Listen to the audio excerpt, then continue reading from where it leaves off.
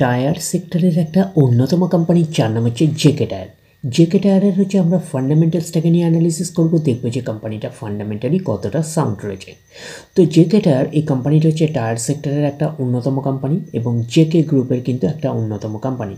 এবং কোম্পানিটার আমরা যদি মার্কেট ক্যাপিটালাইজ চাই, কোম্পানিটার মার্কেট ক্যাপিটালাইজ হচ্ছে অ্যাপ্রক্স বলতে পারেন 10,000 কোটি টাকার মার্কেট ক্যাপিটালাইজ।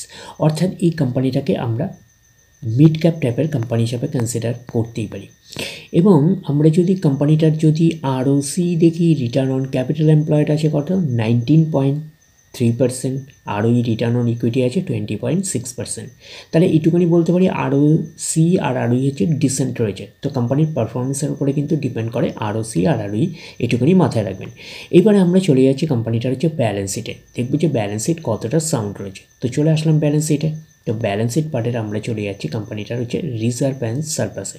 চলে আসলাম রিজার্ভ অ্যান্ড সারপ্লাসে। প্রথমে ছিল 850 কোটি রেঞ্জে, তারপরে সেটা গ্রো করে 1050 কোটির রেঞ্জে হলো, তারপরে সেটা গ্রো করে 1300 কোটির রেঞ্জে, তারপরে সেটা গ্রো করে 1700 কোটির রেঞ্জে, তারপরে 1900 কোটির রেঞ্জে, তারপরে হচ্ছে সেম বলতে পারেন একটা ফ্ল্যাটিস পারফরমেন্স করে 1900 কোটির রেঞ্জে, তারপরে হচ্ছে 2200 কোটির রেঞ্জে, তারপরে হচ্ছে 2200 কোটির রেঞ্জেও সেম বলতে পারেন। তো একটা ফ্ল্যাটিস পারফরমেন্স করেছে, তারপরে হচ্ছে গ্রো করে 2600 কোটির রেঞ্জে বলতে পারেন। তো 2600 কোটির রেঞ্জের পরে আমরা যেটা পাচ্ছি সেটা হচ্ছে 2700 কোটির রেঞ্জে, তারপরে হচ্ছে 3300 কোটির রেঞ্জে, তারপরে 4400 কোটির রেঞ্জে, 4600 কোটির রেঞ্জে।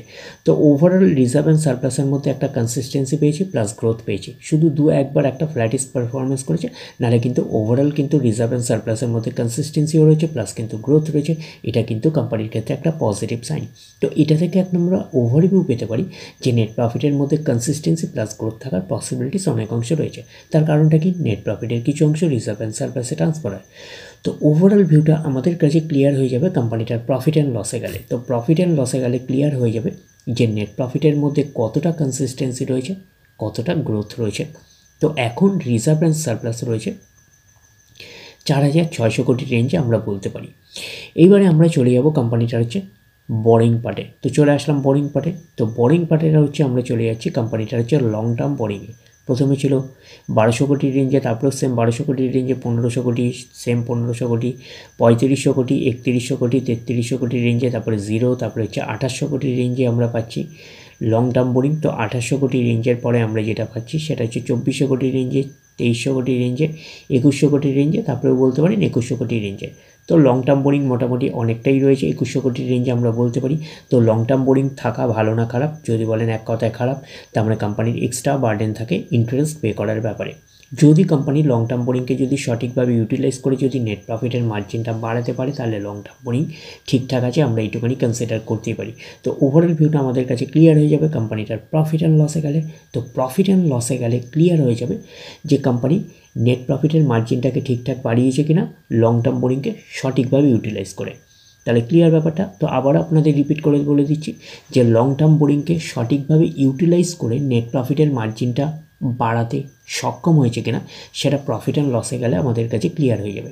তো এখন লং টার্ম বোরিং রয়েছে 2100 কোটির রেঞ্জে আমরা বলতে পারি। এইবারে আমরা চলে যাচ্ছি কোম্পানিটার হচ্ছে শর্ট টার্ম বোরিং। তো চলে আসলাম শর্ট টার্ম বোরিং। প্রথমে ছিল 1200 কোটির রেঞ্জে, তারপরে 1200 কোটির রেঞ্জে, 1200 কোটির রেঞ্জে, 1100 কোটির রেঞ্জে, 1800 কোটির রেঞ্জে, 1800 কোটির রেঞ্জে, 1900 কোটির রেঞ্জে, তারপরে জিরো, তারপরে হচ্ছে 1700 কোটির রেঞ্জে। তারপরে আমরা যদি পাই, তারপরে আমরা সেটা পাচ্ছি 2600 কোটির রেঞ্জে, 2400 কোটির রেঞ্জে, 2200 কোটির রেঞ্জে, তারপরে 2900 কোটির রেঞ্জে। তো শর্ট টার্ম বোরিং হচ্ছে ফ্ল্যাকচুয়েটিং ম্যানারে থাকে, প্রতি বছর আপস অ্যান্ড ডাউনস করে। তো আমরা শর্ট টার্ম বোরিংয়ের থেকে বেশি যেটা গুরুত্ব দিই সেটা হচ্ছে লং টার্ম বোরিংকে। তো এখানে শর্ট টার্ম বোরিং এবং লং টার্ম বোরিং দুটোই কিন্তু রয়েছে মোটামুটি, আমরা এইটুখানি কনসিডার করতেই পারি। এইবারে আমরা চলে যাব কোম্পানিটার হচ্ছে ক্যাশ অ্যান্ড ক্যাশ ইকুইভ্যালেন্টে। দেখবো যে ক্যাশ অ্যান্ড ক্যাশ ইকুইভ্যালেন্টের অবস্থান কীরকম রয়েছে। চলে আসলাম ক্যাশ অ্যান্ড ক্যাশ ইকুইভ্যালেন্ট। তাহলে পাচ্ছি 140, তারপরে 236, 191, 139, 295, 131, 170, 137। তো 137-এর পরে আমরা যেটা পাচ্ছি সেটা হচ্ছে 174, 176, 266, 770, 773। তো ওভারঅল আমরা এই ব্যালেন্স শিটটাকে কিন্তু অ্যাটলিস্ট 4 স্টার টাইপের ব্যালেন্স শিট হিসাবে কনসিডার করতেই পারি। তো কোম্পানিটা একটা মিড ক্যাপ টাইপের কোম্পানি, তো মিড ক্যাপ টাইপের কোম্পানি হিসাবে ক্যাশটা মোটামুটি ঠিকঠাকই আছে, আমরা এইটুখানি বলতে পারি। 700 থেকে 750 কোটির রেঞ্জে ক্যাশ রয়েছে। আর কোম্পানিটা হচ্ছে শর্ট টার্ম বোরিং ফ্ল্যাকচুয়েটিং ম্যানারে থাকে, প্রতি বছর আপস অ্যান্ড ডাউন্স করে। তো শর্ট টার্ম বোরিং মোটামুটি অনেকটাই রয়েছে, এইটুখানি বলতে পারি 2900 কোটির রেঞ্জে। আর লং টার্ম বোরিংও মোটামুটি অনেকটাই রয়েছে, 2100 কোটির রেঞ্জে আমরা বলতে পারি। আর কোম্পানিটার হচ্ছে রিজার্ভ অ্যান্ড সারপ্লাস রয়েছে, তো রিজার্ভ অ্যান্ড সারপ্লাস ঠিকঠাকই রয়েছে, আমরা এইটুকুনি বলতে পারি। 4100 কোটির রেঞ্জে রয়েছে, আমরা এইটুকুনি বলতে পারি। এইবারে 4100 না, 4600 কোটির রেঞ্জে বলতে পারি রিজার্ভ অ্যান্ড সারপ্লাস। তো এইবারে আমরা চলে যাবো কোম্পানিটার হচ্ছে প্রফিট অ্যান্ড লসে, দেখবো যে প্রফিট অ্যান্ড লসের অবস্থান কীরকম রয়েছে। তো চলে আসলাম প্রফিট অ্যান্ড লসে, আমরা ডিরেক্টলি চলে যাবো কোম্পানিটার হচ্ছে নেট প্রফিটে।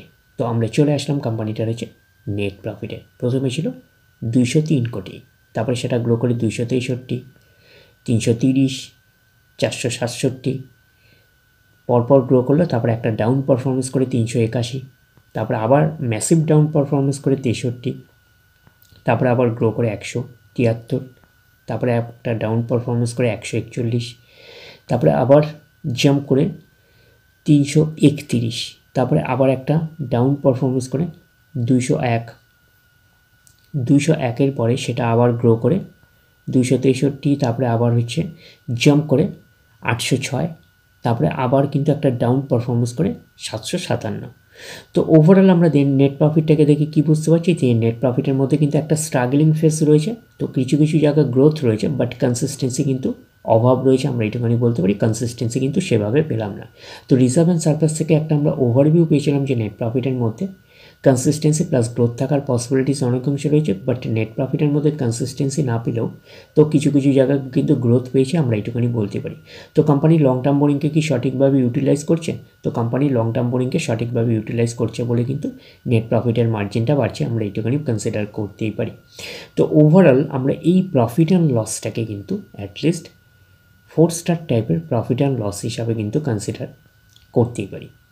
তো এইবারে আমরা চলে যাব কোম্পানিটার হচ্ছে শেয়ার হোল্ডিং প্যাটার্নে, দেখবো কার কী অবস্থান রয়েছে। তো চলে আসলাম শেয়ার হোল্ডিং প্যাটার্নে।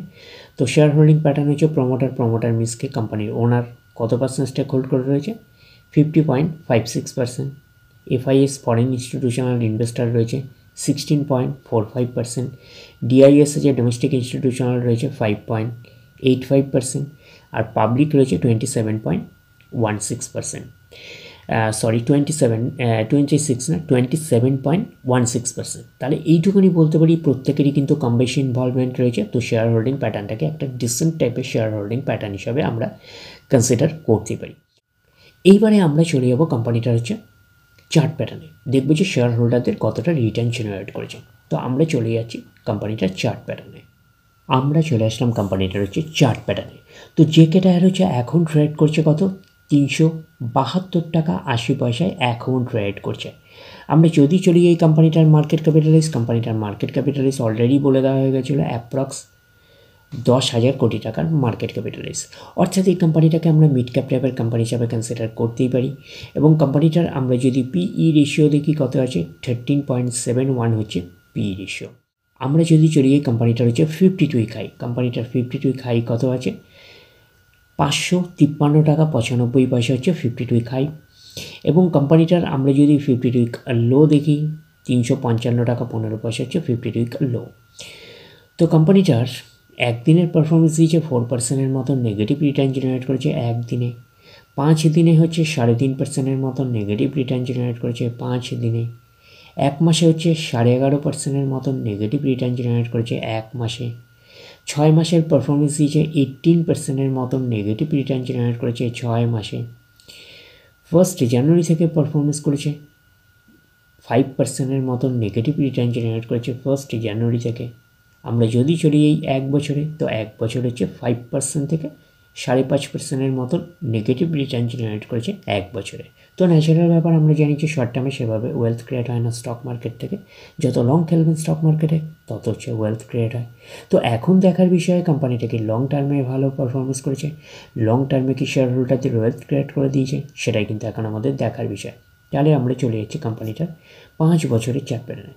তো 5 বছরে কীরকম পারফরমেন্স করেছে? 300 90%-এর মতন পজিটিভ রিটার্ন জেনারেট করেছে 5 বছরে। 100% মানে ইনভেস্টমেন্ট ডাবল, তো ইনভেস্টমেন্টকে আমরা এইটুখানি বলতে পারি 5 গুণের কিন্তু প্রায় কাছাকাছি করে দিয়েছে 5 বছরে। তো 5 বছর কিন্তু হিউজ ওয়েলথ ক্রিয়েট করে দিয়েছে শেয়ার হোল্ডারদের, আমরা এইটুখানি বলতেই পারি। এইবারে আমরা চলে যাবো কোম্পানিটা হচ্ছে ম্যাক্সিমাম চার্ট প্যাটার্নে। তো ম্যাক্সিমাম চার্ট প্যাটার্ন হিসাবে পারফরমেন্স করেছে 5136%-এর মতন পজিটিভ রিটার্ন জেনারেট করেছে অল টাইম বা ম্যাক্সিমাম। তো কোম্পানিটা লিস্টেড হয়েছে কবে? 2004-এ লিস্টেড হয়েছে। তাহলে 2004 থেকে এখনও অব্দি রিটার্ন জেনারেট করেছে 5136%-এর মতন পজিটিভ রিটার্ন জেনারেট করেছে অল টাইম বা ম্যাক্সিমাম। তো ম্যাক্সিমাম চার্ট প্যাটার্নটা কিন্তু লেফট টু রাইট ওপরের দিকে মুভ করছে, তো সেই হিসাবে কিন্তু একটা ডিসেন্ট টাইপের চার্ট প্যাটার্ন হিসাবে আমরা কনসিডার করতেই পারি। যেহেতু কোম্পানিটা একটা মিড ক্যাপ টাইপের কোম্পানি, যেহেতু তাহলে সেই কারণে কিন্তু আপনাদের যেরকম রিটার্ন হিউজ দেবে সেরকম কিন্তু বড় বড় কারেকশনস হবে, এটুখানি মাথায় রাখবেন। তো এইসব জায়গাগুলো যদি এক্স্যাক্টলি ক্যালকুলেশন করে দেখেন দেখতে পাবেন বড় বড় কারেকশনস রয়েছে, তো স্টকটার নেচারই এরকম। তো ওভারঅল জেকে টায়ারের রয়েছে আমরা ফান্ডামেন্টালসটাকে নিয়ে অ্যানালিসিস করে একটা ওভারভিউ পেলাম যে কোম্পানিটা কিন্তু একটা মিড ক্যাপ টাইপের কোম্পানি। তো মিড ক্যাপ টাইপের কোম্পানি হিসাবে কিন্তু কোম্পানিটাকে আমরা ফান্ডামেন্টালি সাউন্ড কোম্পানি হিসাবে কিন্তু কনসিডার করতেই পারি। তো ডিরেক্টলি গিয়ে জাম্প করে বাই করবেন না, ফার্দার স্টাডি করবেন। আফটার দ্যাট হচ্ছে আপনারা ডিসাইড করবেন এই স্টকটা বাই করবেন কি করবেন না। তাহলে এই অবধি, নেক্সট ভিডিওতে আবার আপনাদের সাথে আমার দেখা হচ্ছে। ধন্যবাদ।